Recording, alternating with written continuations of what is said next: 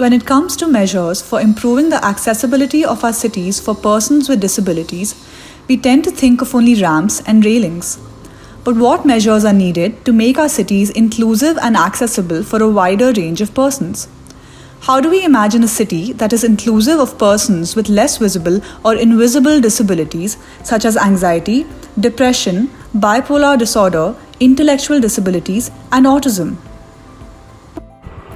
Welcome to Inclusive Urbanism, a conversation series by the Vidhi Center for Legal Policy, where we engage with prominent stakeholders in the realm of disability rights, urban planning, law, and policy to hear their thoughts, experiences, and ideas for making our cities livable for all. These conversations build on our ongoing working paper series on inclusive urbanism and seek to spark meaningful dialogue, leading to actionable measures that enhance the quality of life for urban residents, including those with visible and invisible disabilities. Hi, I'm Matnai, and I'm joined by my colleague Arushi. We both work in the Disability Inclusion and Access team at Vidhi. Join us as we spotlight the importance of planning for securing inclusivity and accessibility for all members of our urban communities. In today's conversation, we will be listening to Kavita Krishnamoorthy, who is the person behind India's first inclusive play space under the name Kili Kili. These are barrier-free public play spaces that are designed to be inclusive for all persons, including children with disabilities. Kavita is also the mother of a young adult with autism. We are also joined by Ankit Bhargava. He's co-founder at Sensing Local, an urban living lab based in Bengaluru. He's an architect and urban planner looking to pioneer inclusive and sustainable transformation in Indian cities through participatory and systemic change. On to the conversation now. In this section, Kavita talks about how the idea of an inclusive play space, that is Kili Kili, first came about. Kili Kili, the idea for Kili Kili began when my son was about 2.5, and we were in Bangalore then. And you know how it is in Bangalore, most young families, evening, you don't know what to do with a child, you take them to the neighborhood park. So we would do that quite often. And one day my husband happened to remark that how come you don't see children with disabilities in a park?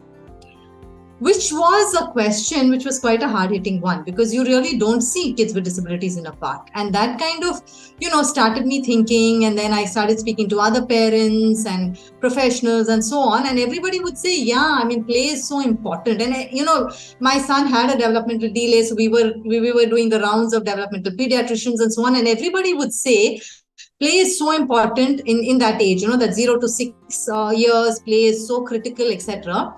But nobody seemed to be really doing much about getting children to play. In explaining the vision behind Kili Kili, Kavita tells us about the invisibility of children with disabilities in play spaces. One of the things that we as parents, primarily mothers, what we felt at that point of time was that our children are already very invisible. You don't see them outside. And we were very clear that they have as much a right to be in a public park as any other child. And it was our responsibility, along with the community, to really see how we can make that happen. So that was really the motivation behind, beginning Kili Kili. The name and the organization all came much later. But that was really what began the whole process of the fact that our children are not able to access public parks, the fact that they are invisible, and the responsibility we had to make sure that the community, they're seen in the community and as members of a community just like everybody else. I think that was really what spurred the entire effort. When asked about the components of an inclusive play space, Kavita shares with us how children with disabilities imagine their dream play space. It's like when you say inclusive, what does it really mean? What did we do? So what we did was, I think we first looked at what needs to happen in that space, in terms of what are the kind of what should I say, infrastructure or spatial kind of changes that need to be made so that kids with disabilities can use it. And to do this, what we did was we actually took a bunch of kids from special schools.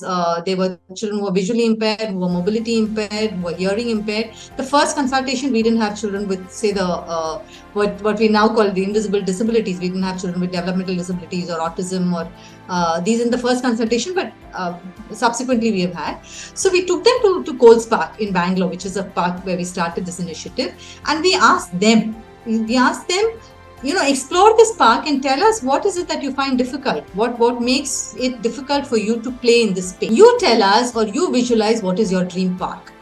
And it was amazing the kind of things that they came up with. We thought they would just come up with, we want swings and we want slides. And, typically you think of play is equal to play equipment.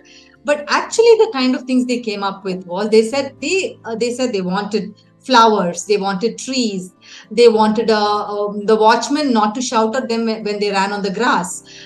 They wanted the dogs to be kept away because otherwise they were scared of them. They wanted a first aid box in the park. They wanted nobody to smoke there. So we realized that for children, while we think play is equal to play equipment, actually for them the play is an entire experience. Right. And the space in which they play is as much important as the equipment itself. So it's not about just putting a few slides and swings and merry-go-rounds in a space and calling it a play space. It's really looking at all of these. Based on her experiences, Kavita talks about the impact of inclusive spaces on children, their families, and the society. I just want to talk a little about the impact it had. I think, of course, impact in terms of children who had never accessed a park, who are coming to the park. It's many of them, for example, if you look at children with developmental delays who need a lot of these, of playing. Our parks also have a lot of sensory stuff, for example. So it also catered to some of the invisible disabilities, like say autism or children with developmental delays who need a lot of sensory stimulation. So a lot of tactile stuff, a lot of sand play, water play, different kind of textures in the environment. Many of that also was integrated. So some of the kids would their sensory needs were being met when they would play in the park, and this was a more fun way than doing it in a physiotherapy or a sensory integration room. So that was one thing which for children, that was one kind of impact which happened. For families, of course, it was the sheer joy of seeing their children play with other children. It was just that. They were just so happy to see their kids in a play space where there were other kids also. There were a lot of friendships that children formed with each other and with some of the kids who would come to the park. So these were some of the, at the level of the families and the children. But to me, what was most important was how for kids with disabilities being in a public play space got normalized. When asked about inclusivity from an urban planner's perspective, Ankit takes us through the evolution of his understanding of inclusivity. I think when we started, and Sensing Local kind of focuses its attention mostly on environmental challenges and the commons, so that we can improve quality of life for all. And again, that for all kind of shows up when we think about it. It's always about inclusivity. But it has always meant age, class, gender. Because that's what we were trained for as well. This is what we knew. We figured out, we struggle with participation as well because that's not budgeted in projects either. But we go out of our way to do that. But we again are not thinking of how do you include people who are not being able to come to the surface. So for example, we set up a booth, we put out our projects, but are we thinking of people who are not there? Who's not in the room? And I think a couple of years, last few years, we've always been thinking about who's not there, and more than who is there. And that's now where, as somebody told me this a long time ago, that we are all temporarily abled. And so everyone is just only temporarily abled. So this idea of, I think we kind of talked about this, that the idea of disability is not a fixed idea, but actually we should be looking at capabilities and capacities over time and circumstance, because we are all just one fall away from being physically disabled, or our eyes are deteriorating all the time, and things like that. Invisible disabilities like loneliness and other psychological, these are all just waiting to happen. Depression. because of the environment that we are creating around us, both social and physical, that investing in universal accessibility is a win for all. And it's really not a win for the margins. It's really for all of us. We are preparing for our future. We are preparing for our circumstances too. Even as invincible as we may all think we are, we aren't. This was Kavita and Ankit providing us with noteworthy insights from their work and experiences, bringing attention to the diversity of the population that needs to be accounted for creating inclusive urban spaces.